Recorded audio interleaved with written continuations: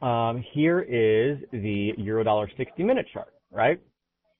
And what we have here, if we zoom out a little bit, we've been bearish the euro once we got up to these levels for the sole reason that the rally was in 3 waves.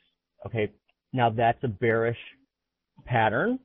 Okay, if you are subscribe to Elliott wave ideas, and ever since then, you want to look for the short side, because if you see a big 3-wave move like this, it means that big surprise moves are likely to come on the downside. Okay. Well, sure enough, we do have what appears to be an impulsive decline here from the top. In other words, 5 waves down. Okay. And then we have a rally that may be corrected. Now, a lot of people are going to take issue with this, and they're going to say, wait a minute, that's a 5-wave rally too. Well, if we zoom in here a little bit and go to a 10-minute chart, I think this is actually a 3-wave move, okay? 1, 2, or A, B, then 1, 2, 3, 4, 5, and C, and then we have another 5-wave move down from 123.85. That gives us even more evidence that we should be bearish.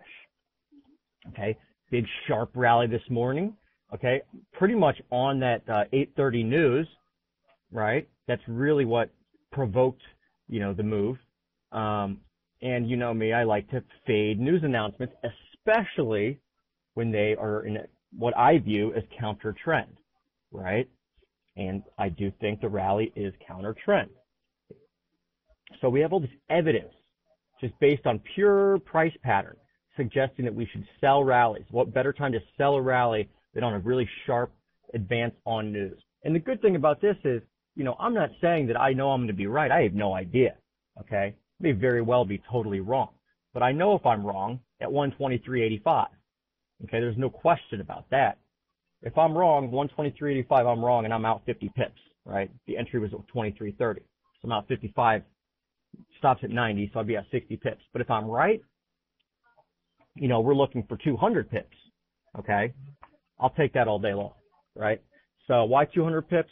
Well, that low down here, August low, 121.40, kind of expecting a range type of month in the month of August here. We've had some pretty big moves in recent months, obviously.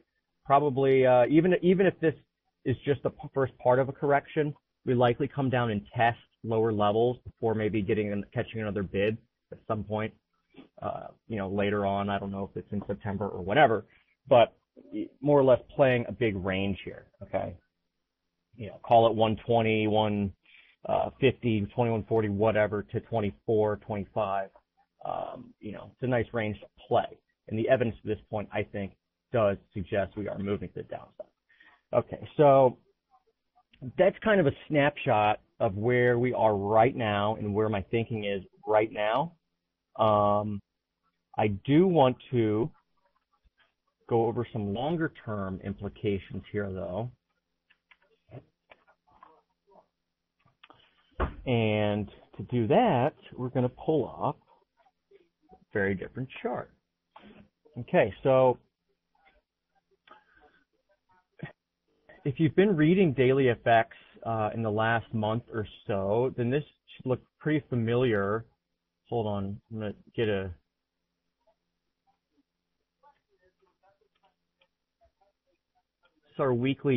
technical weekly reports. Find it. Here we go. Okay, so this will, kind of what I'm going to go over here. This weekly report, we've been following a pattern that is really, I use the word uncanny, and it is uncanny how similar the pattern from the low in 2011 has been in the U.S. dollar index. I'm talking about the ICE index here, with the pattern that was the beginning of a massive rally in the mid-90s. Okay, the low in 1995 here was in April. Okay, we had the low in April 21st, actually, the week of April 21st. The low in May of 2011, so even the time of year is pretty similar, okay? And it took this up and down, very choppy advance start to a much larger rally. You know, it took, if we go and zoom in, it took 337 days, okay, before the final swing low was registered and we just went, you know, berserk on the upside for the next several years. And here's zooming in of that pattern, okay? Now this, you know, I don't want to claim that I found this pattern, because I didn't. It was pointed out to me by Elliott Wave Forecast, okay, who does some good work. I just went in and kind of investigated the figures, and yeah, Elliott Wave Forecast pointed this out to me, and I just, you know, kind of went in and dug into numbers, and it really is amazing how similar the you know, the patterns are from 95, 96 to 2011, 2012. I have some questions here, but I'm going to cover those just in a second here. I want to get through this chart real fast. So even the days, okay, 21 days up from the low, and then, you know, 53 days down, you get the idea, okay? All those figures are in that link I sent you from last week's report. You should check that out and dig deeper into this. But let's take a look at the 95, 96 pattern there, and then look at the 2011, 2012 pattern. It's like identical, okay? It's scary how similar this is.